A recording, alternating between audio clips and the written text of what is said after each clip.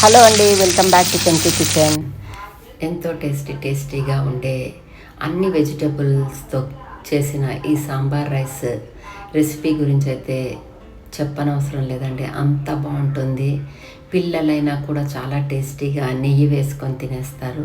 Late చేయకుండా రెసిపీలోకి వెళ్ళిపోదామా.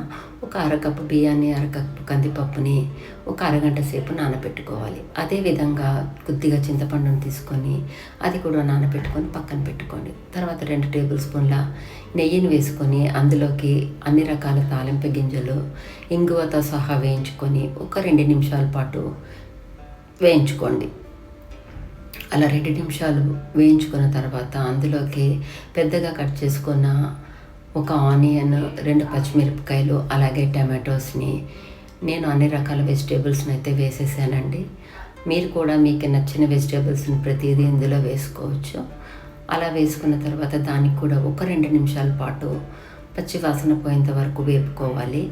అలా వేపుకున్న తర్వాత అందులోకి పసుపు, ఉప్పు, కారాలు, అలాగే 2 టీ స్పూన్ల సాంబార్ మసాలా, 1 టీ స్పూన్ ధనియాల పొడి, అర టీ స్పూన్ జీలకర్ర, అలాగే 2 టీ స్పూన్ల బెల్లం పొడిని మట్టుకు తప్పకుండా వేసుకోండి. ఆ బెల్లం పొడి వేయడం వల్ల చాలా టేస్టీగా ఉంటుంది. ఇలా అన్నీ వేసి ఒక్క 2 విజిల్స్ వచ్చేంత వరకు ఉడికించుకోండి. ఇలా ఉడికించిన తర్వాత దాన్ని చాలా మెత్తగా మ్యాష్ చేసేసుకొని అందులోకి జీడిపప్పులు పోపు మరొకసారి వేసుకొని సర్వ్ చేసుకోవడమే. ఇది చాలా టేస్టీగా ఉంటుందండి.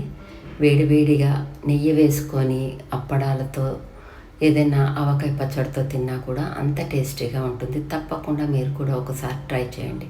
మీ ఇంట్లో ఎవరైతే పిల్లలు వెజిటేబుల్స్ తినరో వారి కోసం అయితే కనీసం వారంలో 1-2 సార్లైనా చేసి పెట్టండి. ఎవ్వరూ గమనించరండి ఈ వెజిటేబుల్ వేసాం, ఆ వెజిటేబుల్స్ వేసామని. ఎందుకంటే దానికి సాక్ష్యం మా పాపనే. ఇది అంతా ఇలా మ్యాష్ చేయడం వల్ల అందులో ఏ వెజిటేబుల్ ఉందో కూడా కనిపెట్టలేరు. మీరు మట్టుకు ఒక్కసారి తప్పకుండా ట్రై చేసి మీ పిల్లలకి పెట్టి చూడండి. చాలా టేస్టీగా తినేస్తారు. పిల్లలే కాదండి, పెద్దవాళ్ళు కూడా చాలా ఇష్టపడి తింటారు.